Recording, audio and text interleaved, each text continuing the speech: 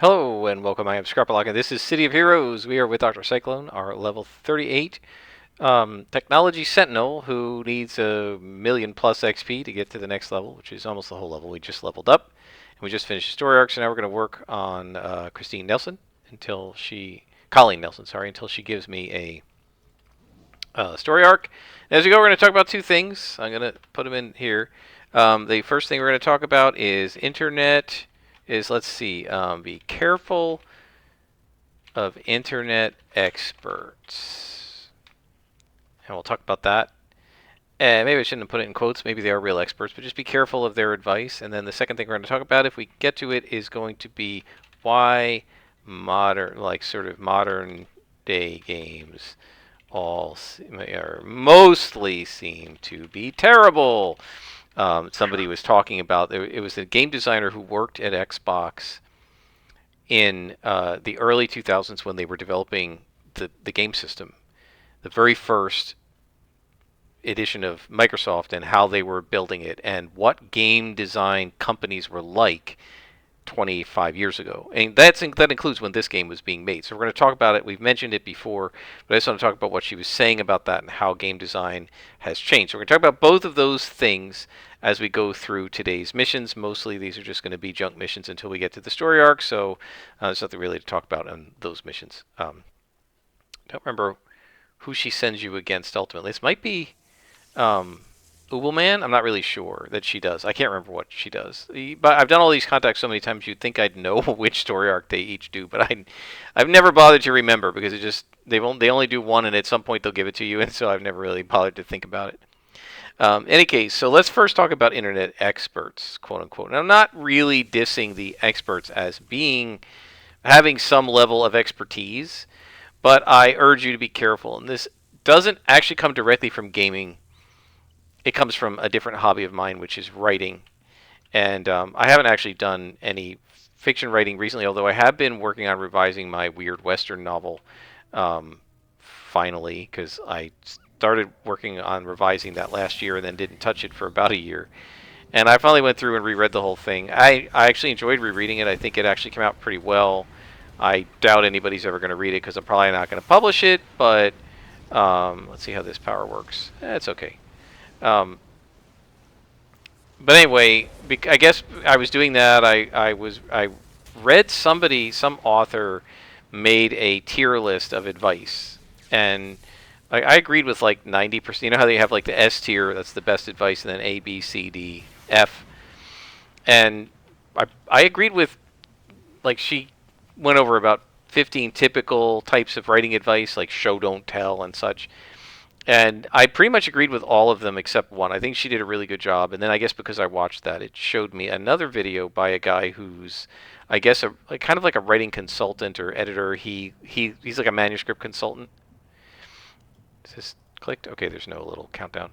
And I guess he writes. I don't know if he actually writes or if he's just like the equivalent of a script consultant or a manuscript consultant. But he gives good advice for the most part, but I don't always agree with him. And he was talking about intangibles in writing, and one of the things he said is your writing's got to have energy to it. And what do you mean? Well, it'll be easier for me to show you energetic writing than for me to, sort of try to define what it means.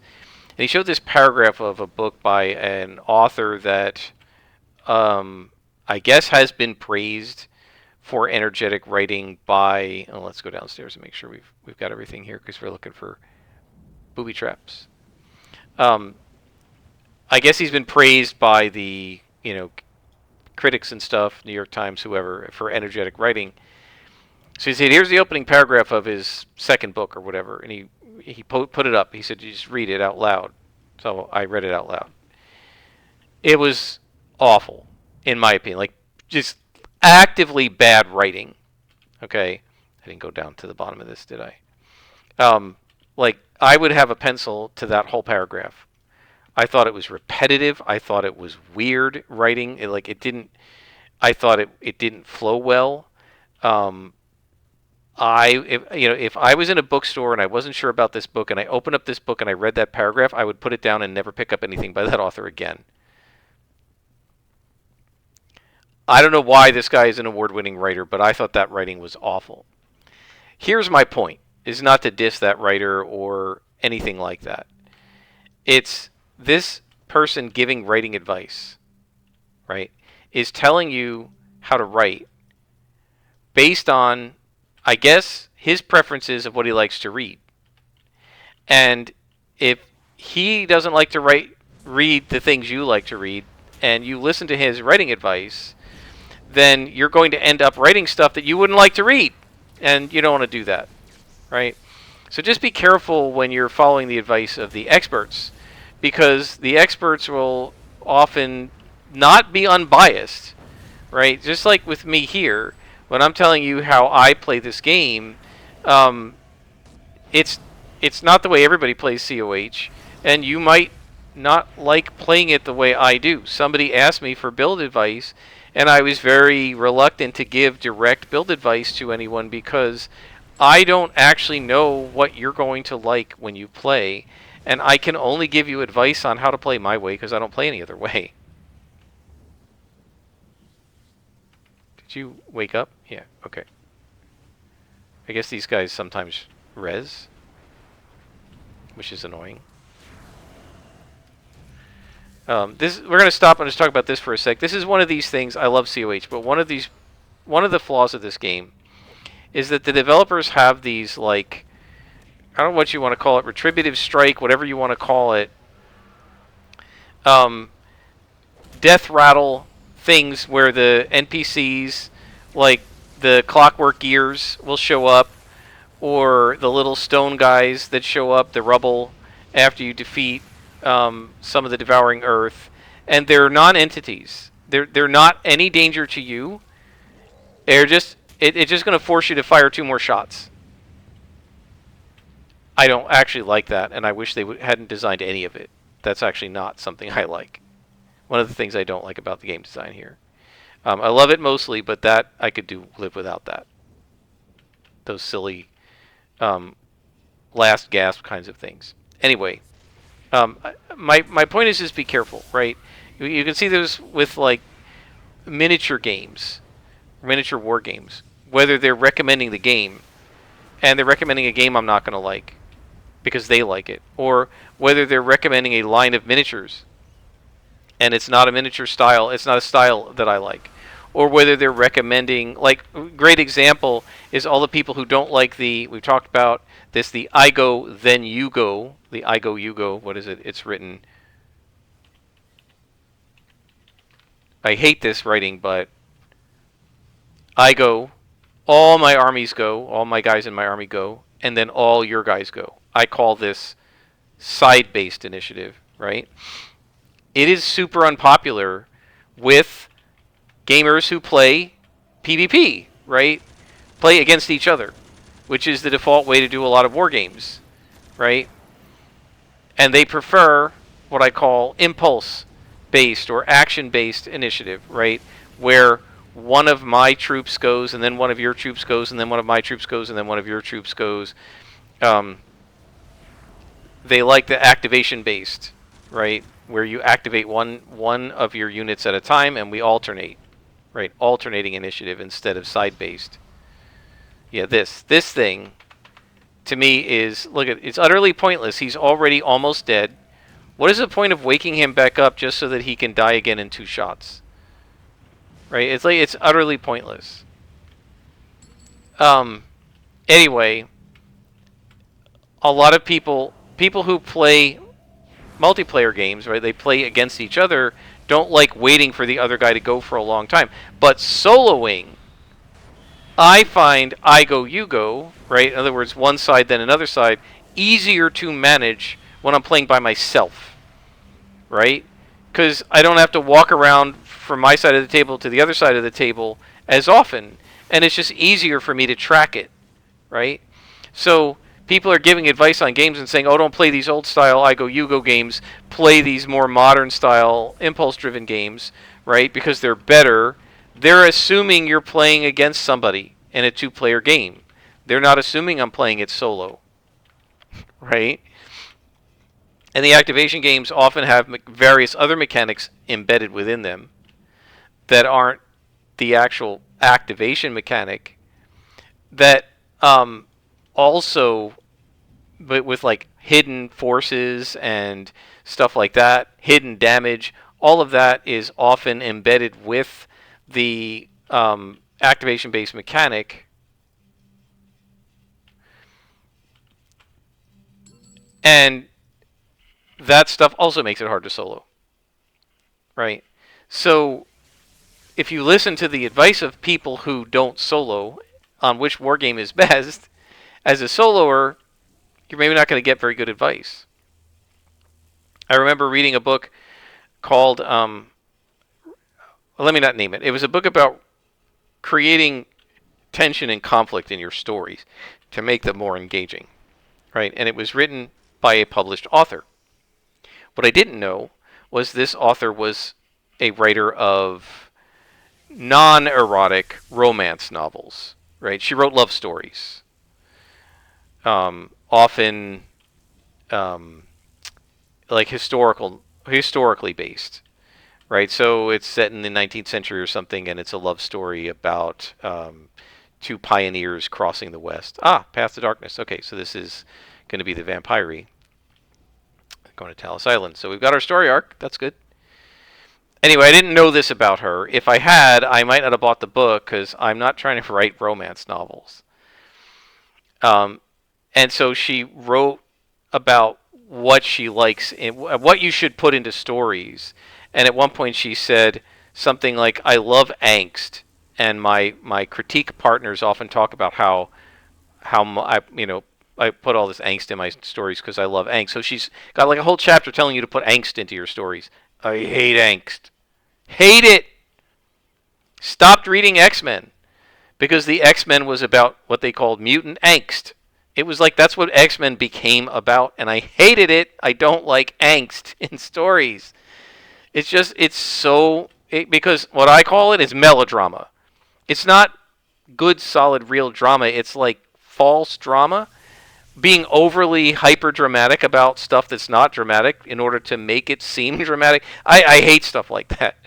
So I'm not putting angst in my stories. Bad advice for me, because I'm not going to write stuff I don't like in my own story. Oh, we got a boss here. Okay. No problem. I don't know if we need... Oh, yeah, we're going to need that. Because I over-aggroed. And we got this other guy here. That's fine. No problem. She also...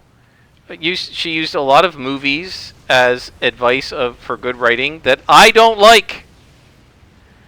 One of the most, I guess, popular or successful movies of its time, and it was partly because Haley Joel Osment was in it. Helen Hunt, I think, was in it. Was it Bill Paxton? No, that was Twister. I can't remember who the male, like her husband, the character playing her husband was in that movie, but Pay It Forward was this huge hit in whatever year, in the 90s, I guess. It was a huge hit and made a lot of money, and lots of people went to see it and thought it was great. And so I didn't see it in the theaters, but I got it. I rented it from Blockbuster one day after it came on video. I detest that movie. There's nothing about it that I like. Don't like it. She spent the whole book praising this movie as great writing. And so I'm sitting here reading the book going, okay, if her writing advice is going to teach me to write like the writing of Pay It Forward, I don't want that advice. I hate that movie. Why would I want to learn to write like the writers of that movie? And here's the fun part. This writer, who is telling us how great Pay It Forward is and what a great movie it is, you know why she thinks it's a great movie? Because it makes her cry. And she wants to cry because she likes angst, right? At the end of the book, after giving us all this advice, she says, "I'll let you in on a secret." She edited in her brain the ending of that movie because she doesn't actually like the ending. Because there's a sad ending, which I won't reveal here, but it has a sad ending. You can probably imagine what it is. And she doesn't like what happened at the end, so she edited it. Right? Sort of like saying, I don't like that. Spoiler alert for Return of the Jedi, but I assume you guys have seen that. I don't like that Darth Vader dies at the end of Return of the Jedi, so I'm going to pretend that he lived and that Luke and Leia got to be with their father. Right? Because I don't like the ending. So, like, you don't even really like this story because you had to self-edit the ending to pretend it never happened because you don't like the ending. And yet you're advising me to write like the writer of a story who wrote an ending you don't even like? Why would you advise me to do that? Why would you advise people to do that? Doesn't make any sense. I hope I got everybody in here. Did I? I'm just clicking. Oh, we'll come back. I'll put a mark. This might be one of these rooms that I have to really go through in detail to find the last guy. But hopefully the last guys will light up since it's a defeat all. So yeah, so now you have this person giving advice to write like something she doesn't actually like because she's admitted that she's had to rewrite the ending of the story in order to make it enjoyable for herself because she doesn't like the ending. So it's actually not a good book or a good movie because you didn't like the ending. Right? By definition, a good story you should like the ending. I'll be honest, it's one of my challenges with the Dark Tower series. I love that series, but I think that the final book is probably 200 pages too long, and I hated the ending. I understand what he did. I still didn't like it. That they're trying to get to the Dark Tower. I'm not going to give spoilers, but they're trying to get to the Dark Tower for 7 books. So the last book is called the Dark Tower, so they're going to get to it. And what the Dark Tower is at the end is so monumentally underwhelming. When you finally see it, it's so monumentally underwhelming that I'm like, seriously? I love the rest of the series, but I hated that ending. So I'm never going to be able to call it my favorite series because I don't like the way it ends. I loved it up through book 6. It was like one of my favorite series ever, and I hate how it ends. So would I then advise people to write like that series? I would say no, don't write like that. Because I don't like the ending. So my point is to be careful. Because when people are telling you, oh, this is a great game, this is the game you should play, or you should play the game this way, well, it might not be for you. So be careful with that. One of the games that everybody touts now is, what is it? Clair Obscure Expedition 33 or whatever. Somebody was showing the premise, talking about it. I mean, the premise looks fantastic. Right, so this is this idea that there's some world-ending thing, some apocalyptic thing going on, and you're trapped essentially, and you're trying to escape from the apocalypse. I think it's something like this. And there have been 32 previous expeditions to try that have never come back. And you're the 33rd expedition, so obviously you're the one you're going to try to make it so that you can come back, right, and solve whatever the problem is. And it's this sort of steampunk kind of aesthetic. It's kind of cool. I'm not a huge steampunk fan, but it looks really cool. The graphics look really awesome, and the story seems really good. And people are saying, well, this is kind of one of the good games compared. We can cycle into this why modern games suck. This is a good game compared to all the bad ones, right? So I'm like, oh, this is cool. Let me look at the gameplay, because all I'm seeing now is like promotional video, and people are talking over the promo video, the trailers and stuff like that. It looks really cool, looks awesome. Let's see how the gameplay is. I know it's going to be spoilery, but so I went in and took like a part 2 or 3 gameplay so that it wouldn't spoil the story too much.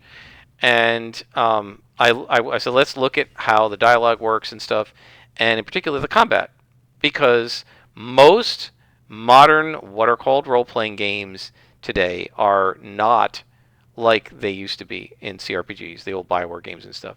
They've turned them all into these, and I've described this with you guys before, and I absolutely hate it, what I call, it's camera lock, right? What I call circular combat. Are we going to have enough room to do it in here? So there's the last bad guys. Let's. Can I do it? Is there space? There's no space. So I'll just have to describe it, and maybe when we get out of here, I can show it outside. There's a little bit of camera lock in COH, right? So what'll happen, I'll show you. You can turn this on and off. I like it. So here's this lieutenant. If I turn away from him and then fire, it will turn the camera toward him, right? But it doesn't keep the camera permanently locked on him, right? It just puts the camera temporarily on him, just reorients the camera, but then I have the freedom to do whatever I want with the camera. But these modern role-playing games, I don't know if it's based on Dark Souls, which is super popular, or if Dark Souls got it from somebody else, but these modern role-playing games have what I call circular combat, where the enemy is kind of standing in the middle of the battlefield that you're fighting in, the room that you're fighting in. Right? So let's do it out here. Let's get to an open space. This is not an open space. Let's do it here on this building.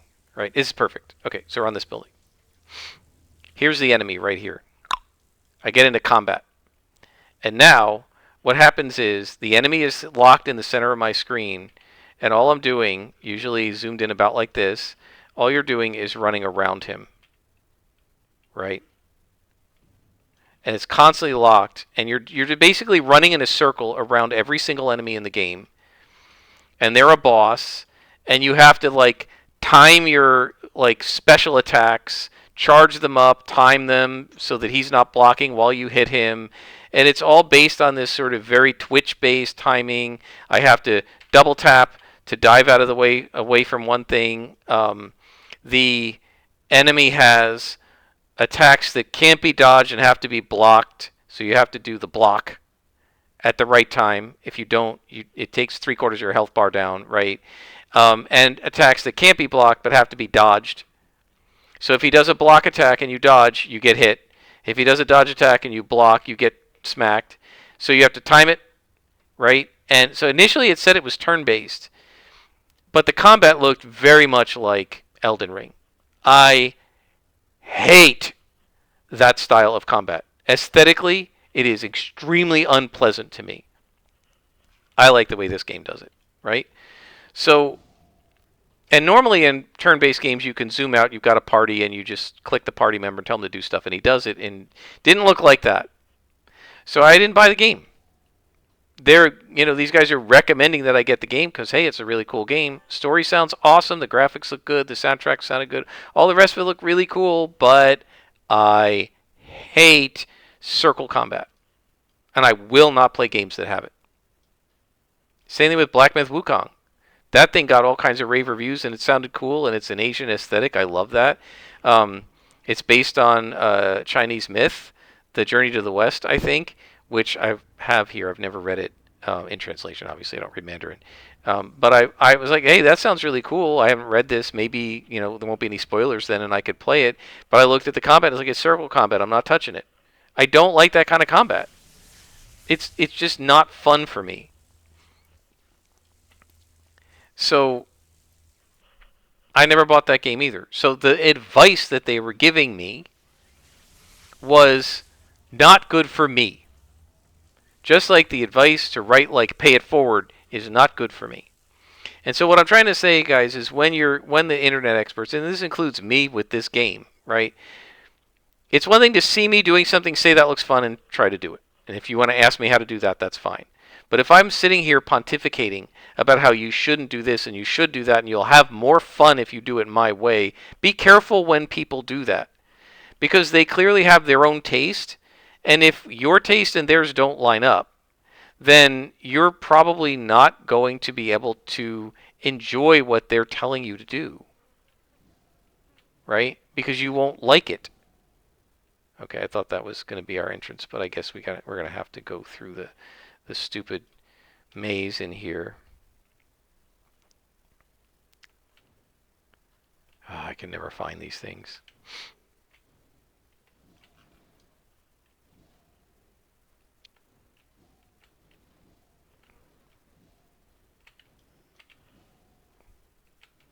Okay, it's not too bad. All right. So, speaking about this game, about games, right, and that Clair Obscur and Black Myth Wukong have been, you know, kind of touted, and Elden Ring touted as, games that aren't bad like the other modern games. Um, they certainly aren't for me, but that's me. This game developer was talking about why do games kind of stink now? Why are they kind of bad, right? And what she said was that back in the 90s and the early 2000s, game developers were passionate, they were gamers, they loved what they were doing, and they were doing it because they enjoyed it, right? They often were working out of somebody's basement or an apartment. They were working on. They often didn't have top end hardware, right? So one of the things she said was because they didn't often have, they weren't sitting in an office where they had um, gaming rigs that are more powerful than 99% of gamers have, but they had cobbled together their own computers, makeshift computers, just because they didn't have a lot of money. So they were making games that were compatible on lower end machines because that's what they were building their game on, right? So you didn't always have these high end requirements for video games because the people designing the game didn't have the money to buy that for themselves, right? And so they were doing it as a passion project. They were doing it for the love of the project because they enjoyed it, because they thought it would be fun, and because it was a hobby kind of for them that they turned into a job. And so they were doing, there was like a joy to their game design. You can see it in City of Heroes with how everything it was developed. You can see every single bit of this game, the stuff that was in the original game. I'm not saying that the new stuff is bad, but the stuff that was in the original game, when it was a passion project for the people at Cryptic Studios, right? They weren't being paid huge sums of money. They didn't know if the game was going to be a success. They were doing it because they loved champions, they loved superheroes, and they liked EverQuest, right? Because World of Warcraft hadn't come out yet. And so they said, let's do EverQuest in tights, kind of, right? And then we're going to take some of the things that people don't like about EverQuest, like death corpse runs and stuff, and we're going to take those out and make them better and try to modernize it, etc. And so everything you can see, the way the city was built, the way the missions were done, the way the costumes were done, character creation, the user interface, like everything is so well done. You can see their love of this game in every bit of the launch version of City of Heroes. Right? Again, well, like afterwards, then NCSoft got involved and professional designers got involved, and I'm not saying it made the game bad. COH is a great game, but you can see the love that they had for this game in everything they made when they were a little mom and pop operation working at a statesman's basement or whatever. Right? You can see that they loved this, and their enjoyment of making this game, their passion for the game, comes through in everything. Everything. From character creation to the tutorial to the way the villains were designed to the way missions were designed to the sidekicking system to the enhancement system, the inspiration tray. Like everything is so well done. Everything in this game was quality. And the reason it was is because they had a passion for this game when they were making it. And so they loved it. They loved what they were doing, right? They played, right? Warwitch played with us. Like I never played with her, but she played she would like she had I think it was Warwitch. Yeah. She had some time of the week when she would play and the players knew it and they would get on pickup teams with her and she would play with them. Right? because she liked playing her own game.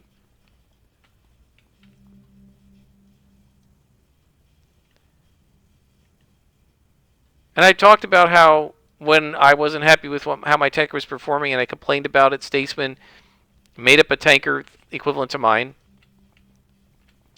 and got on a team equivalent to my team, and they played it. They played the mission. Why? Because they were still playing the game themselves. Like on their lunch breaks and stuff, they were still going in and playing COH because they liked their own game. Because it's a passion project for them. They did something they loved. They made a thing that they loved, and it was a passion project. And what she was saying is now with like the corporatization of gaming, and you have these games that have like 200 devs, and they spend $100 million on it and stuff. Everybody's just doing whatever their little job in their little cubbyhole is, and the game's not a passion project for them anymore.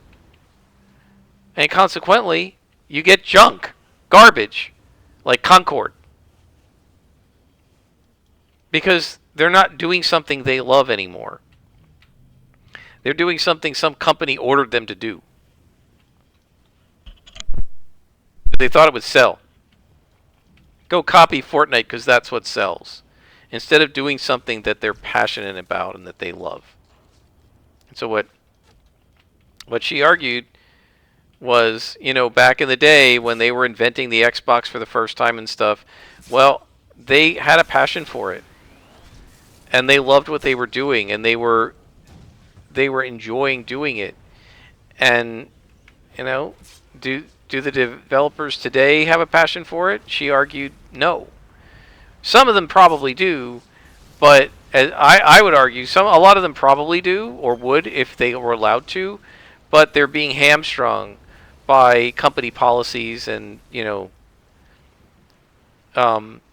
corporate greed that wants them to create a game that makes millions instead of creating a game that millions of people love to play, right? Which would make millions, even more millions if they actually made a good game. But so it may be that Clear Obscure and Black Myth Wukong were good passion projects. I don't know. I mean, those things may be great games. They've been praised, and the stories look so cool. It's so frustrating to me that I can't just turn off their stupid game system. Some of these games do have a story mode. I refuse to play in story mode. I want to actually play the game and defeat the game, not just play the story. But I can't stomach stylistically, aesthetically, that circle fighting. Like, oh god, I hate it so much. So it's a shame, because if they could make the control system like this, I'd be all over those games. However, they are supposedly really good games if you like circle fighting, or you don't mind it the way I do. And my guess is they were passion projects, because that's what makes something good, right?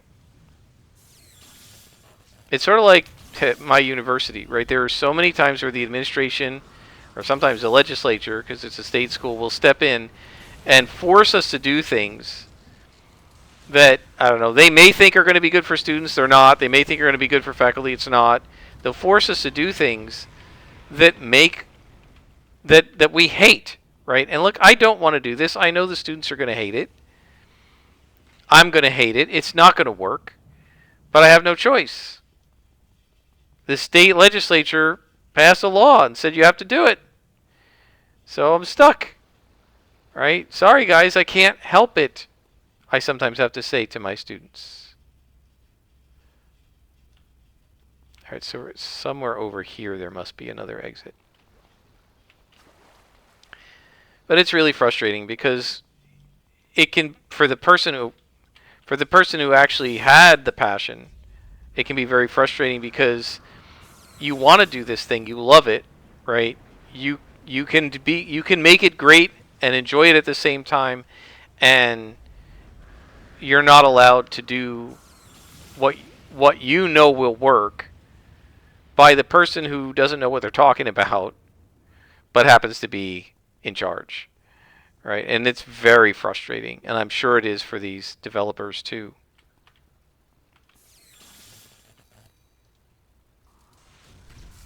Right? I just kind of had a little bit of a blow up at my dean.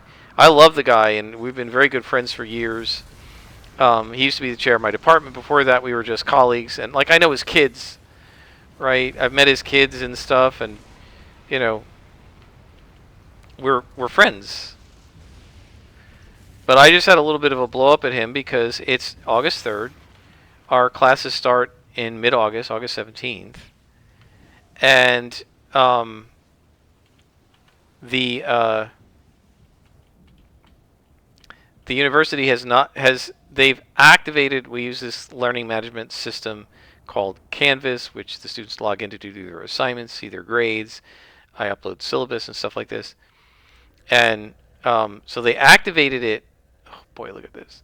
They activated it in. They didn't activate it until July. Now I know they don't have to wait that long, because one of my colleagues at another state institution, she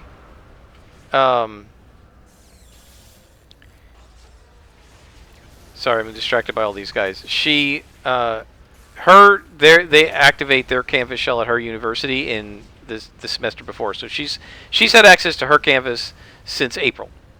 So I know that my IT department in my school could do the same thing, right? They just don't, because they can't be bothered. So they finally told us that everything was activated in July. So I went in, before I went to Wrightsville Beach. I went into the Canvas shell, and I set up 2 of my classes. And right after I did this, after I had done this, the dean of my campus said, "Have you done your Canvas stuff yet?" And I said, "For 2 of my classes." He said, "Please go in and back it up. I think they're going to have to reset it." They still, August 3rd, have not reset things. So I still can't finish my other 2 Canvas shells that I haven't done yet for my other 2 classes, and I can't re-import, because I exported to save all my work, because it takes a lot of work to set up these shells. It's an all-day thing. If I start 9 in the morning, I'll be done at 1 or 2 in the afternoon, right, to get it set correctly. Oh, gosh. All right, we'll come back here. That's going to be that awful portal room that I hate so much, so we'll try to avoid it.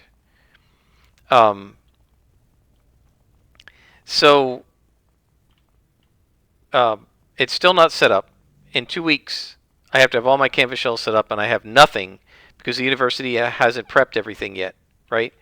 So I messaged the dean, and I said to him, I do not want to hear the administration make a single complaint all fall semester about teaching at this university, because that's all they do is complain to us when students aren't doing well that it's our fault. So I don't want to hear you guys blaming our teaching this semester, because you're not allowing us to set up our classes ahead of time. Right? I'm going to have to set this stuff up as the semester begins, which I don't like to do. I want it done. Should have been done in May, and could have been done in May if you guys would have set this up. So I said, I don't want to hear any complaints about anybody's teaching on this campus this fall, because you guys have not allowed us to set things up. He said, well, we were trying to have this all set up by the beginning of July. To me, even that's too late. But, well, it's not. Right? So what's my point about this? Well, sometimes even when you enjoy a thing and when you like to do it, sometimes your bosses make it so that you can't do your own job. And then, of course, they complain that you didn't do your job, right? So this is what's going on with game design, is that the people in charge, and by the way, it's happening in D&D too, the people in charge are not the people who love the game. Right, they're the people. They're managers whose job it is to make the stock prices go up, right, and prevent the company from getting sued and stuff like that. They're not passionate people who love the project, and that's why games. That's what she was arguing, is that's why games are bad, because they're not doing them as passion projects anymore. They're doing them as profit margins, right, instead of passion projects. And yeah, so they're spending $300 million on these games, thinking that if they improve the hyper realism of the graphics, that's going to make the game good. Look at COH. Do we have hyper-realistic graphics in this game? No, this is circa 2004-5 graphics, still, to this day. It's a much better game than all these games that have better graphics. Right? Just about any game you buy today is going to have better graphics than this.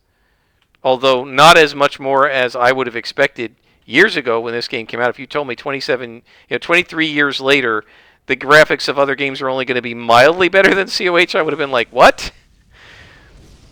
But because this was a passion project, these guys took what they had and made it the absolute best it could possibly be without overly draining resources.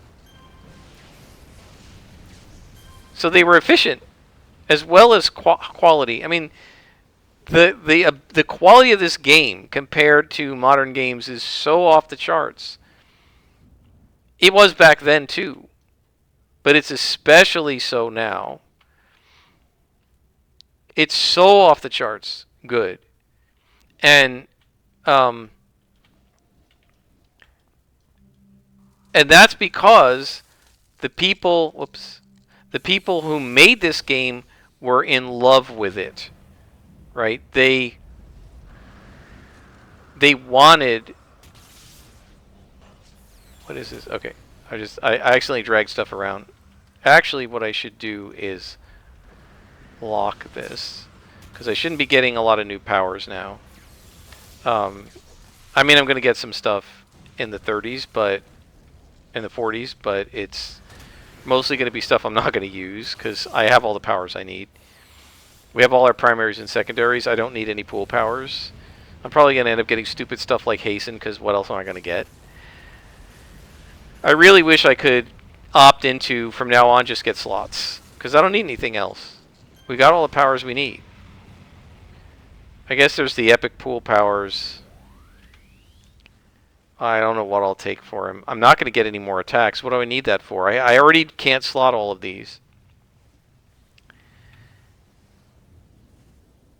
I hear a glowy.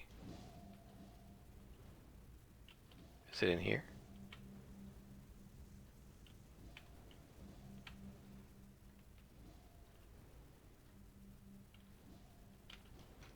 Here you go.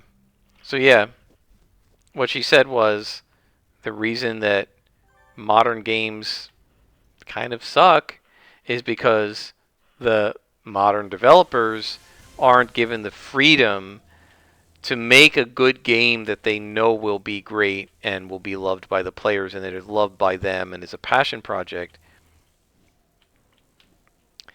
They're not given the freedom to do that by the company, because the company is chasing profit margins instead of good games. And the irony of this is that if they would chase the good game, they'd get the profit margin. COH was a great game, and it made money for a decade, right? And it was still actually at least breaking even when they shut it down. It made tons of money for Cryptic and for NCSoft when it first came out. It was a highly successful MMO. So, yeah, if you make a good game, you'll probably make money. But if you make a game that's designed just to make profit, you may make money, but there may be a $300 million boondoggle, too. All right, let's see. We have to deal with salvage. Do I need to make... Right, I need a recharge and an accuracy. Let's see what we can make here. So let's hide this. Oh, there's recharge. We may as well make one of these. So the recharge can go on there. And the endurance we don't need, so we will slide it over here for a future character, or for us in the future if we need it. And then that means that we're no longer maxed on salvage. I don't have anywhere to put the salvage at this point, so unless it's orange, it's better to just craft. And we sell all this stuff. There you go. Looking good. And now let's see, we want to put orange salvage away. If I have any, I don't. I think I have a lot, but yeah, the orange salvage I always sell because you need that to craft some of the IOs. So I kind of wish they had like sub tabs within the salvage so that you could like, well, you could do rarity descending. I guess I should have it on that so that all the orange appears at the top. Yeah, that works. What I was going to say is I wish you could just say, click a button that says just show orange salvage. But the rarity sort works. All right, folks. I hope you've enjoyed. That is us starting this story arc. I'll bring you back when I have something else to rant about. Until then, I hope you are having a good summer, and I am Scrapperlock, and this has been City of Heroes.